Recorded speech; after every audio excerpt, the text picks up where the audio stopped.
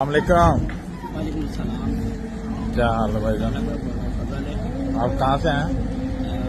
मैं अभी तो मैं कनाडा से आया हूँ, लेकिन वैसे मैं कराची से मेरा ताल्लुक है। कराची से ताल्लुक है।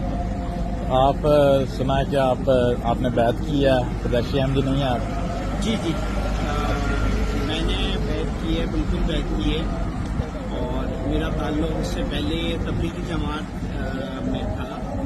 मेरे तबलीगी जमात में 4 महीने लगे और 40 दिन करके मेरे 4-5 चलने लगे और मैं कराची की रोजाना की जमात में था।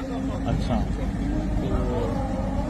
तो मेरा बड़ा भाई बेसिकली जो अमेरिका में रहता है वो कुछ लिटरेचर लेकर आया। अच्छा। तो वो मैंने मेरे भाई ने जब एक और मेरा भाई है जिसने 17 से 20 साल खतने नबूवत का काम किया। अच्छा। और वो मौलाना यूसुफ लुधियानवी साहब से बैठ था। अच्छा ये तो उसने जब वो पेपर पढ़ा ना, वो सूरह फातिहा की तशरीह, तो उसने कहा यार ये मुझे सही लग रहा है, क्योंकि जो खतने नबूवत वाले हैं वो सारे इल्जामात की बात करते हैं और ये थोड़े से दलील पे मुझे लग रहे हैं। उसके बाद फिर हमने पढ़ना शुरू किया, बहुत 1 साल तक हमने पढ़ा, स्टडी की। मौलाना नज़ीर अहमद दोस्त भी होते थे, वहाँ गए और जो उस वक्त बड़े बड़े हमारे मौलवी साहबान हैं उन सबके पास जाके जब तहकीक की तो पता चला जमात अहमदिया सच्ची है। फिर हम लोगों ने बैत कर ली। तो उसके बैत करने के बाद फिर क्योंकि मेरे हाथ में ना, मैं उस इलाके का अमीर था, मेरे हाथ में तकरीबन 60-70 मसाजिद थी। अच्छा। जिनको मैं टेक केयर करता था और मुझे बयान करने की वो बहुत अच्छी थी। मैं रायबंड में तकरीबन 10 साल रहा। अच्छा। तो इसलिए वहाँ पे दुश्मनी बहुत ज्यादा हो गई थी, लोग जान के दुश्मन हो गए थे कि इनको मारो। तो हमारा स्टोर था एक, वो बहुत अच्छा चल रहा था, उस इलाके का मेरे ख्याल में सबसे बड़ा स्टोर था। तो वहाँ पे उन्होंने फायरिंग कर दी थी, तो उसमें मेरा छोटा भाई शहीद हो गया था। और उन्होंने भी बैत कर ली हुई थी? हाँ, हमारे घर में तकरीबन 35 से 40 लोगों ने बैत की थी। अच्छा।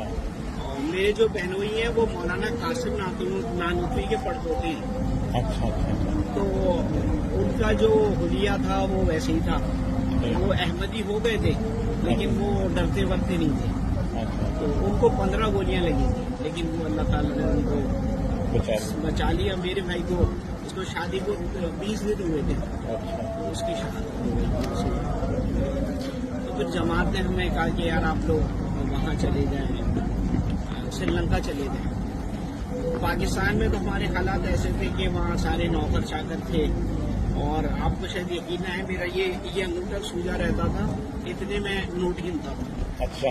स्टोर की इतनी गड्डियों की, इतनी तो नहीं, लेकिन 10 लाख की हमारी 8-10 लाख की नोट्स की सदी थी, 2012 की बात। अच्छा। तो जब श्रीलंका में आए तो इधर बहुत काफी टफ हालात देखे, लकड़ियों पे खाना बनाना पड़ता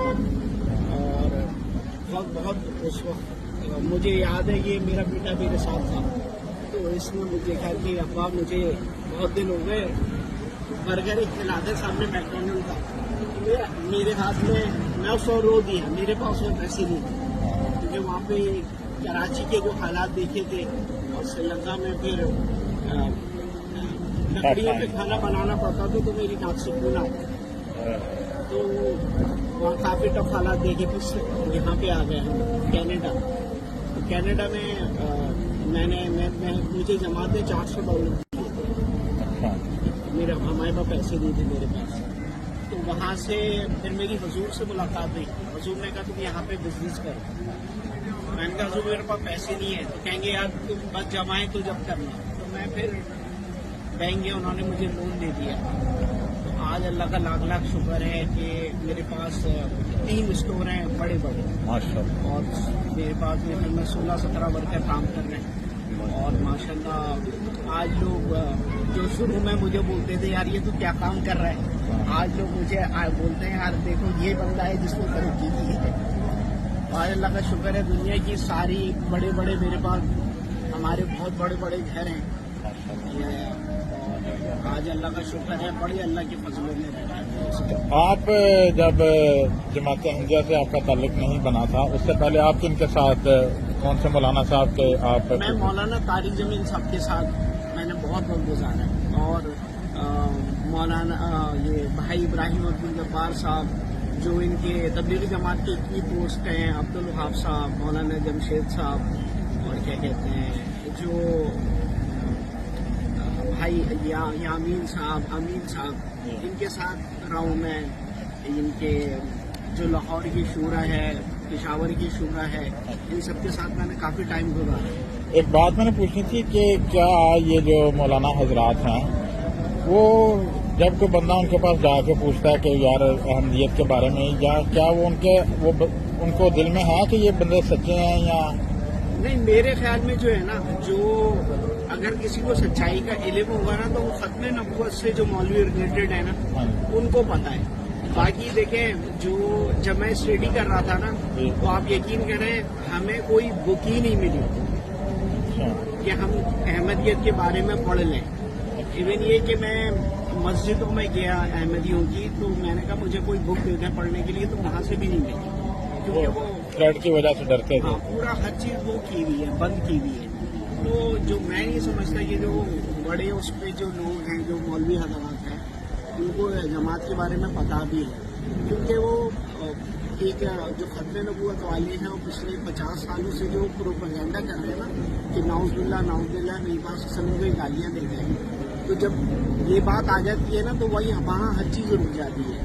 پھر نہ پازیٹو مائنڈ رہتا ہے، نہ وہ کتابوں کو پڑھنے کا انصاف رہتا ہے کہ کیا یہ سچ ہے کیا یہ غلط ہے، تو وہ ان چیزوں میں پڑھتے ہی نہیں ہیں کبھی. ایک اور سوال کہ یہ جو احمدی حضرات ہیں ان میں ایک یہ بھی کنسیپٹ پایا جاتا ہے کہ اگر بندہ احمدی ہو تو جماعت والے اس کو پیسہ دیتے ہیں، اس کو باہر بھیجتے ہیں، اس کی شادی کروا دیتے ہیں. آپ کے ساتھ بھی کوئی ایسی آفر دی جماعت نے؟ نہیں سر، میری تو جو شادی ہوئی ہوئی تھی وہ بھی چھوڑ کے چلی گئی، اور پیسہ کیا آنا تھا، جان سے بڑی تو کوئی چیز نہیں ہے.